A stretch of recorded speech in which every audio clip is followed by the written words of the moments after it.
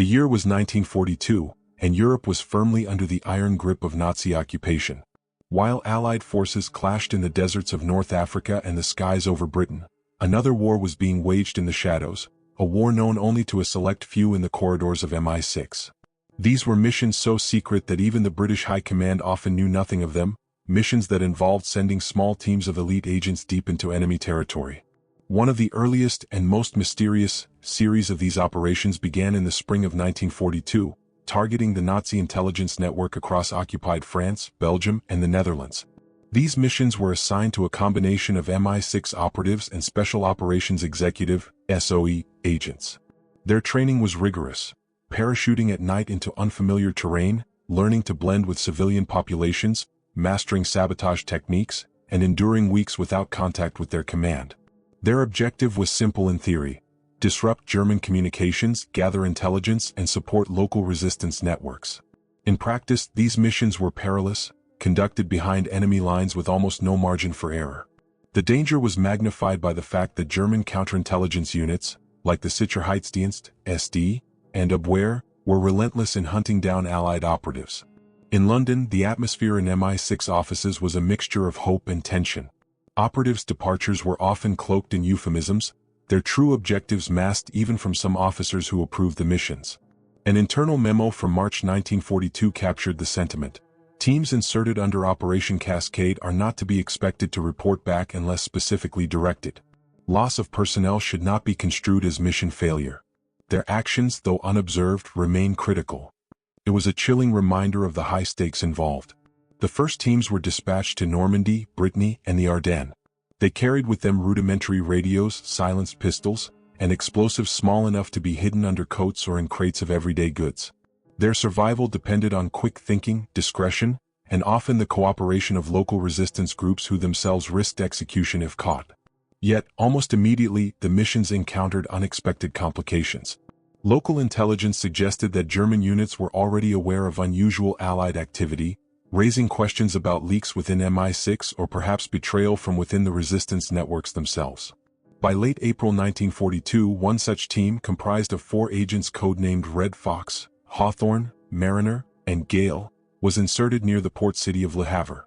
Their orders were to disrupt German naval communication lines, critical for coordinating U-boat deployments along the Atlantic coast. For 3 days, reports from intercepted German communications suggested successful sabotage. Telephone lines were cut, and a minor explosion disabled a key relay station. Then all contact ceased. Attempts to reach the team via coded radio transmissions produced only static. In a few short days, the operatives had seemingly vanished without a trace. What followed puzzled MI6 analysts for months.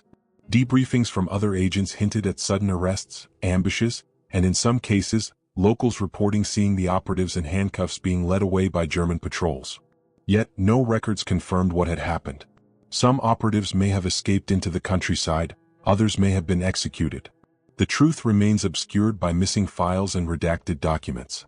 One surviving SOE agent, writing in a post-war memoir, reflected on the uncertainty: "We never knew if our friends were alive." Sometimes that was the heaviest burden, hope and despair in equal measure.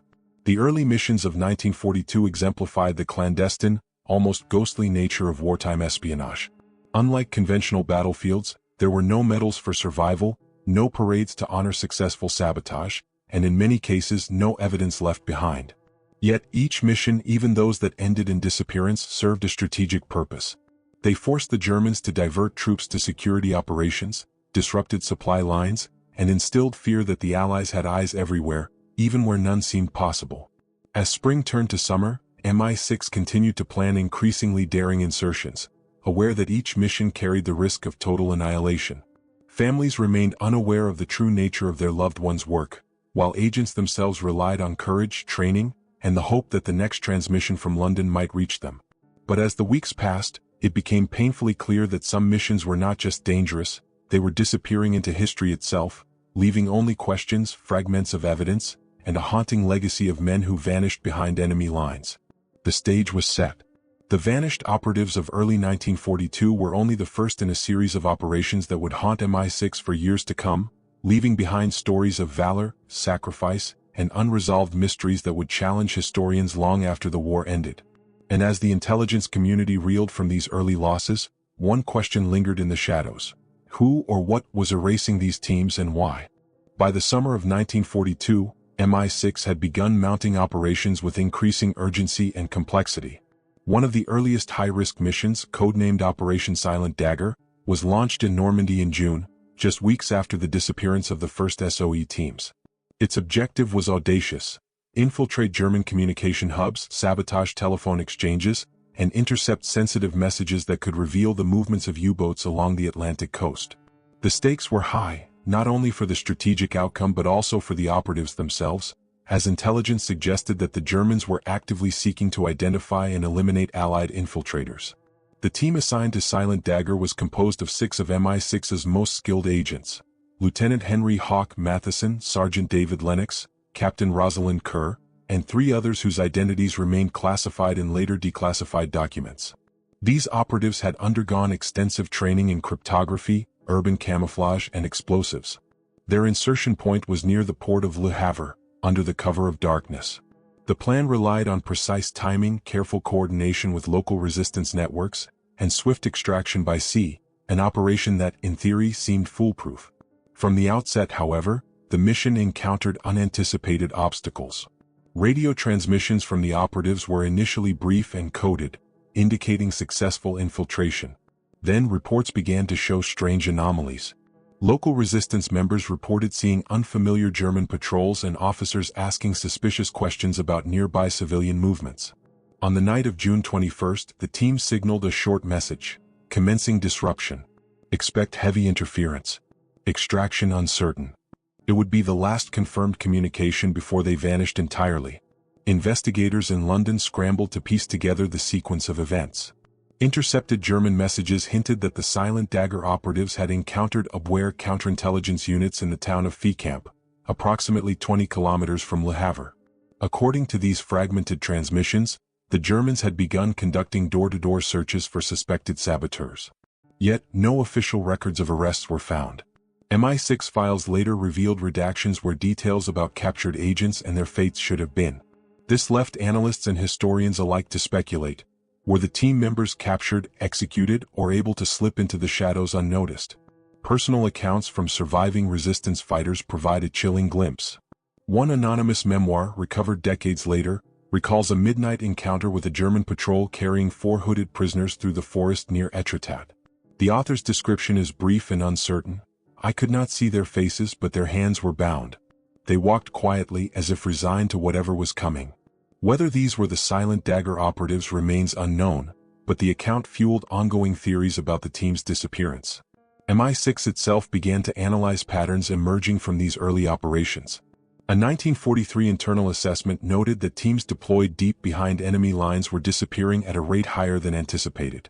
Some officers proposed that the missions were being compromised from within, through leaks, intercepted messages, or even betrayal by local contacts. Others suggested that the Germans had developed an effective counterintelligence system capable of rapidly identifying Allied operatives in unfamiliar territory. Either way, Silent Dagger became emblematic of a growing problem. Highly trained operatives could vanish entirely, leaving almost no evidence behind. The psychological toll on surviving agents was severe. Letters between operatives describe a pervasive fear of being watched, followed, or betrayed. Lieutenant Matheson had once written in his field diary, "We move like ghosts through occupied towns, hoping that one misstep does not become our last. The enemy knows more than we ever expect." The eerie accuracy of that observation would haunt the intelligence community for years, as the pattern of vanished teams continued. From a strategic standpoint, however, the operation was not entirely in vain. Subsequent intelligence gathered from German communications suggested disruptions in the telephone networks, indicating that the Silent Dagger team had achieved some measure of success before disappearing. Even incomplete operations forced German forces to divert attention and resources, demonstrating that the cost to the enemy could be significant despite the loss of personnel. Yet, the human cost remained starkly evident. 6 agents, trained and ready, simply erased from the narrative of war. Operation Silent Dagger raised critical questions for MI6 planners. How could entire teams vanish without trace? Were the disappearances purely operational failures, or did they hint at a more insidious problem within the intelligence network? These questions would reverberate throughout subsequent missions, shaping the way MI6 planned and executed clandestine operations for the remainder of the war. As the months passed, the legacy of Silent Dagger remained a source of intrigue and unease. The vanished agents became a cautionary tale, a reminder that even the most skilled operatives could disappear into occupied territory with little hope of retrieval. London's intelligence offices remained vigilant, poring over reports and analyzing patterns, yet the ultimate fate of the team remained shrouded in mystery. The operation closed with tension unresolved, setting the stage for further missions that would continue the pattern of daring, danger, and disappearance, leaving historians with haunting questions that endure to this day. By late 1942, the war had intensified across Europe, and MI6 was pushing the limits of clandestine operations behind enemy lines. Operation Nightfall, launched in November, was a daring mission deep within the forests of Belgium, targeting critical railway hubs that funneled German troops and supplies to the Eastern Front. The objective was clear: disrupt transportation networks, delay reinforcements, and gather intelligence on troop movements. But as with previous missions, the risks were extraordinary, and the human cost would become painfully evident. The Nightfall team consisted of 6 operatives, including Captain Richard Falcon Avery, Lieutenant Margaret Sinclair, and Sergeant Thomas Hargrove, all veterans of previous SOE insertions. They parachuted near the Ardennes under cover of darkness on November 12, 1942, carrying explosives, concealed radios, and forged identity papers. From the outset, the team faced a challenging environment: dense forests, bitter winter temperatures, and patrols of Wehrmacht soldiers trained in anti-sabotage operations. The local resistance, while willing to assist, operated in fragmented cells, making coordination difficult. Initial reports suggested that the team succeeded in destroying key rail lines and delaying German convoys. Railway junctions in Liège and Verviers suffered unexpected disruptions, causing logistical headaches for the German army. Yet, shortly after these initial successes, communications ceased. MI6 attempts to reach the team via radio produced only static, and coded messages intended for extraction never arrived. Within days, the Nightfall operatives had seemingly vanished, their fates unknown. Fragments of information began to surface from local civilians and German reports. A farmer near Verviers later recounted seeing a group of foreign-looking individuals dragging crates through the snow, followed by German soldiers with dogs and torches. Captured German dispatches mention unknown saboteurs, whose identities could not be confirmed. No documentation survived from the Nightfall team itself, leaving historians reliant on these sparse and often contradictory accounts. The puzzle was complete. The mission had achieved tactical success, but at the cost of the entire team disappearing from history. The human element of this loss cannot be understated. Captain Avery's last known field note, later recovered from a hidden pocket in the Ardennes, reads, "Every step forward is a step into uncertainty. The forest hides both friend and foe, and we are alone in every sense. Should we fall, may history understand why." These words encapsulate the constant tension faced by SOE agents, courage shadowed by the knowledge that capture often meant execution or indefinite imprisonment. MI6 analysts reviewing the mission post-war noted recurring patterns across vanished operations. Teams inserted into areas with limited local support, operating under extreme secrecy, were far more likely to disappear entirely. They also recognized that German counterintelligence had improved significantly since early 1942, employing double agents, informants, and aerial reconnaissance to track unusual activity. Nightfall became a case study in operational risk. Even when objectives were met, the margin for human survival was perilously thin. The psychological and strategic impact of Nightfall echoed beyond the Ardennes. Families of the operatives received no information, and even within MI6, uncertainty generated unease and speculation. Were the operatives captured and executed? Did some survive and integrate with local resistance networks under new identities? Or had they been compromised by leaks, a possibility that MI6 would continue to investigate for years? The absence of clear answers amplified the aura of mystery surrounding these missions. Despite the team's disappearance, Operation Nightfall left tangible effects on the German logistical network. Transportation delays in the Ardennes forced the Wehrmacht to reroute convoys and reinforce security measures along the rail lines, indirectly assisting Allied campaigns on other fronts. Yet these strategic gains were accompanied by the haunting question: at what cost to human life? 6 of Britain's finest operatives had vanished, leaving only speculation, fragmented reports, and the chilling reality of covert war. As historians examine Operation Nightfall today, the mission remains emblematic of the bravery, ingenuity, and vulnerability of World War II clandestine operations. The forested Ardennes, once the stage for sabotage and subterfuge, now serves as a silent witness to the sacrifices of agents who disappeared into its depths. For MI6, nightfall confirmed a sobering truth. Behind enemy lines, even meticulous planning and elite training could not guarantee survival. And as the intelligence community prepared for subsequent missions, one haunting question lingered in the minds of those in London. Could history ever uncover the final fates of the vanished Nightfall operatives? By early 1943, the war had reached a critical juncture. With the Eastern Front consuming vast German resources and the Allies preparing for operations in North Africa and beyond, MI6 intensified its covert efforts in occupied Europe. One of the most ambitious undertakings of this period was Operation Iron Veil, aimed at recruiting and organizing local resistance networks in northern France while simultaneously gathering intelligence on German troop deployments. The stakes were immense.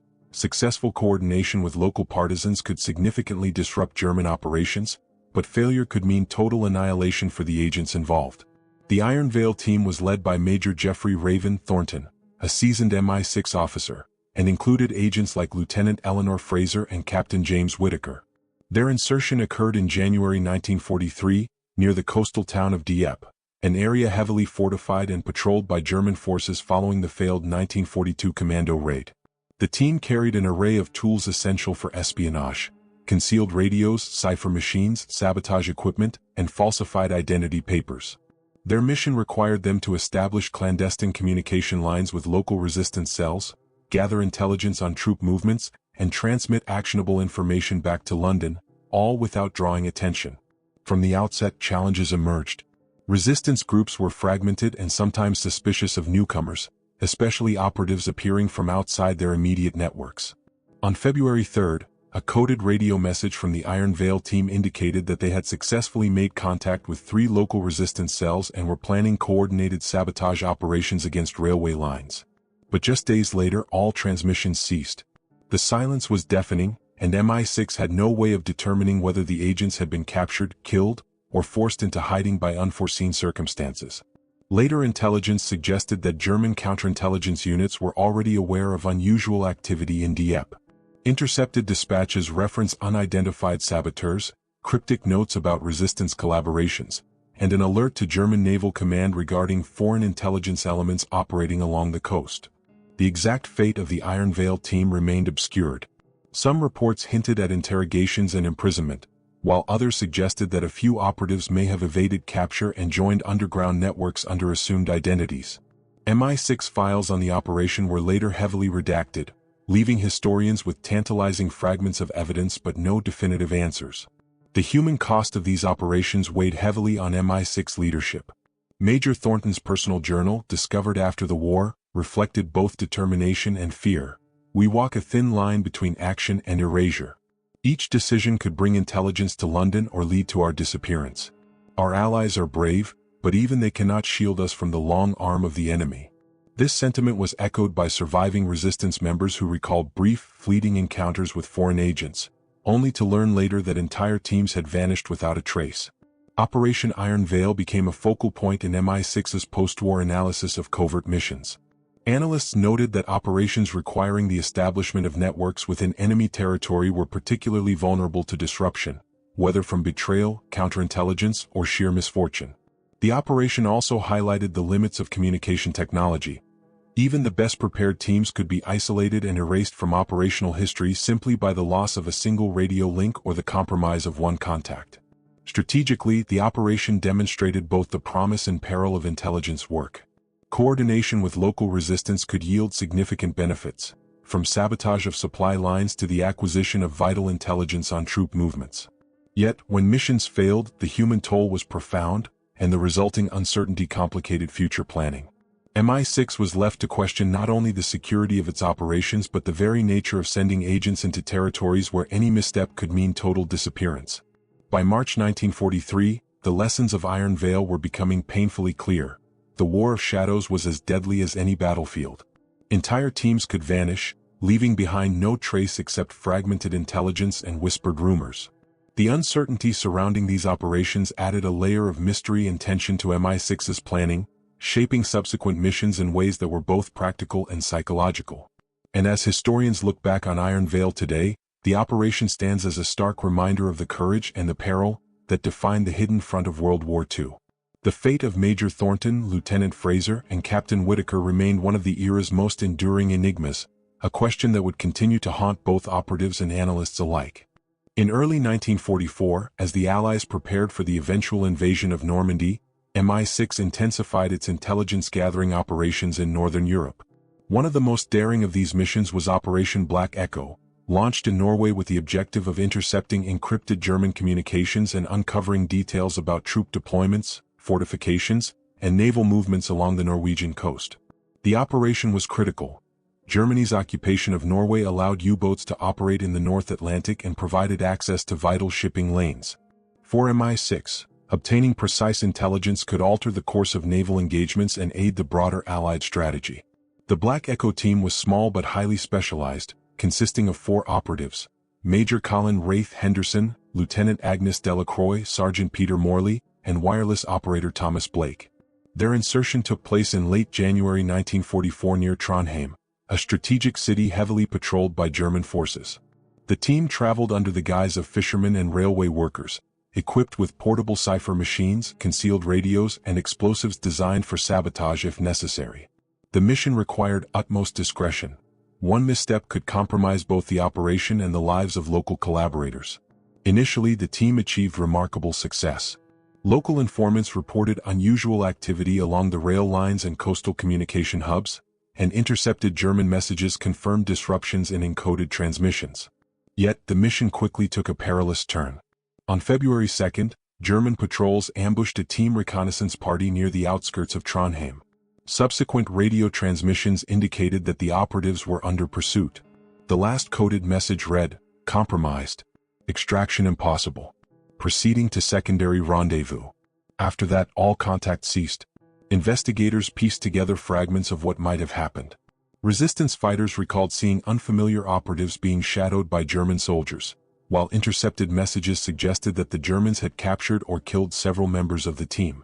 No official MI6 record confirmed the ultimate fate of the operatives, and post-war inquiries revealed gaps in documentation, including missing field reports and redacted communications.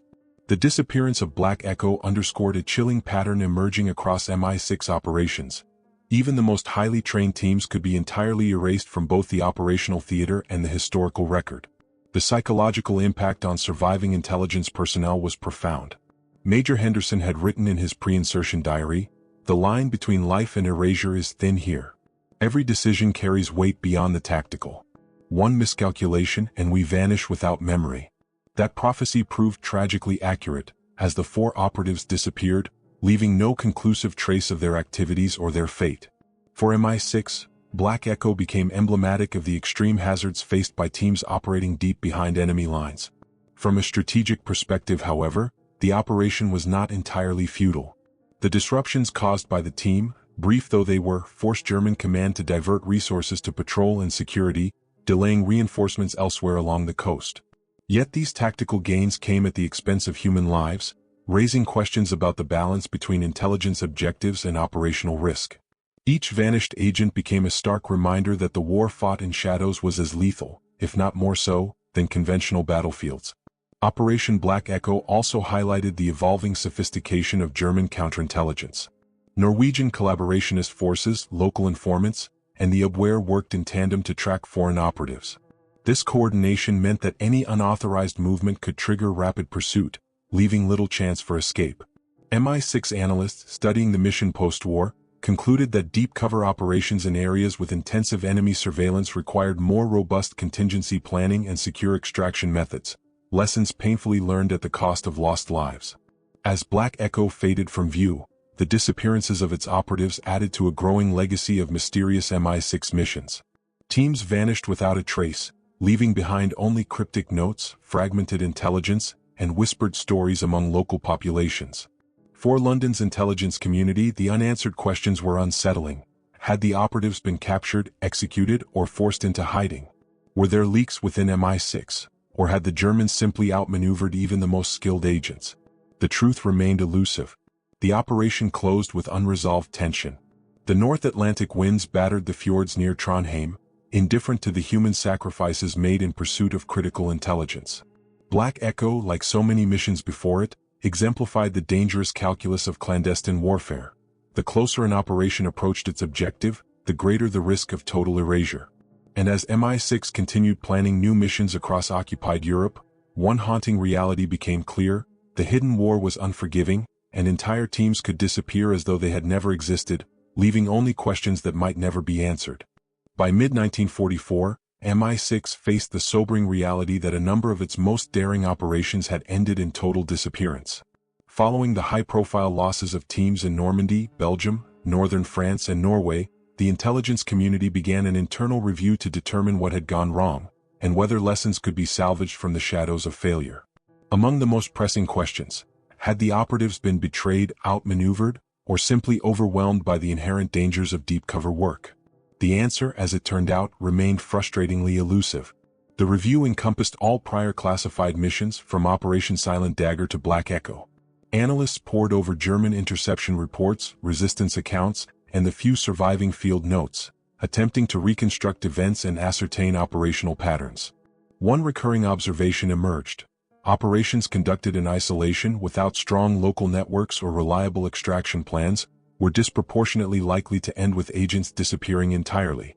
In some cases, teams had accomplished partial objectives, disabling railways, cutting communication lines, or passing critical intelligence, but their successes were overshadowed by the complete loss of personnel. A particularly haunting case involved a combined review of the Normandy and Dieppe operations. Field reports suggested that in some towns, captured agents were executed within hours, leaving local witnesses terrified into silence. Other accounts hinted that some operatives may have escaped temporarily but were forced to assume new identities to survive, never returning to MI6 or the Allied command. The sheer ambiguity of these outcomes fueled decades of speculation among historians, former intelligence officers, and family members of the lost operatives. One declassified note reads simply: "Several teams unaccounted for. Fate unknown. Exercise utmost discretion in further inquiries." The psychological toll on MI6 operatives still active in the field was significant. Fear of disappearance became an omnipresent shadow, as agents understood that training, skill and courage offered no guarantee of survival. Lieutenant Eleanor Fraser, who had narrowly survived Operation Iron Veil, reflected in her post-war memoir, "We were shadows among shadows, hoping that the next transmission would reach London, praying that the night did not swallow us whole. And when our friends vanished, the silence was deafening." Such accounts illustrate the dual burdens of clandestine warfare: the weight of secrecy and the fear of total erasure. Strategically, however, these missions demonstrated undeniable value. Even partial disruptions, railway sabotage, intercepted communications, or the destabilization of German coastal defenses, forced the enemy to divert personnel and resources. Each vanished team, while a human tragedy, contributed indirectly to the larger Allied effort. MI6's post-war analysis concluded that while some missions may have been flawed in planning or execution, the overall impact on German operations was significant. The intelligence collected, even if incomplete, played a subtle but crucial role in preparing for the D-Day landings and subsequent liberation campaigns. The disappearances also revealed systemic weaknesses in wartime intelligence: over-reliance on isolated operatives, insufficient redundancy in communication, and incomplete coordination with local resistance networks. Post-war studies emphasize that these early lessons informed later intelligence operations, including the establishment of more robust escape and evasion protocols, enhanced encryption systems, and contingency plans for team extraction. MI6, painfully, learned that in covert operations, even meticulous planning could not eliminate the inherent risk of total loss. By the summer of 1944, as the Normandy landings approached, the legacy of the vanished teams was ever present. MI6 officers in London continued to sift through fragmented reports and testimonies, piecing together narratives that were as incomplete as they were tragic. Some operatives were eventually accounted for, rescued, or confirmed dead, but others remained untraceable, their final fates lost to history. The stories of these missions, from Silent Dagger to Black Echo, became emblematic of a hidden war where courage often vanished alongside the agents themselves. In retrospect, these operations highlight a sobering truth about clandestine warfare during World War II: valor and skill, while essential, could not always protect those sent into enemy territory. Entire teams could and did disappear, leaving behind only fragments of their bravery and the enduring mystery of their final hours. For historians, MI6 analysts, and family members alike, these missions remain some of the most haunting and enigmatic episodes of the war, a testament to the hidden front where victory was measured in intelligence gained, sacrifices endured, and questions left unanswered. The story closes not with resolution, but with reflection. The vanished teams of MI6 remind us that history is often written in shadows, where heroism and loss intersect, and where the true cost of war may never be fully known. And yet, their courage, erased though it may have been, continues to shape our understanding of espionage, sacrifice, and the hidden battles that defined World War II.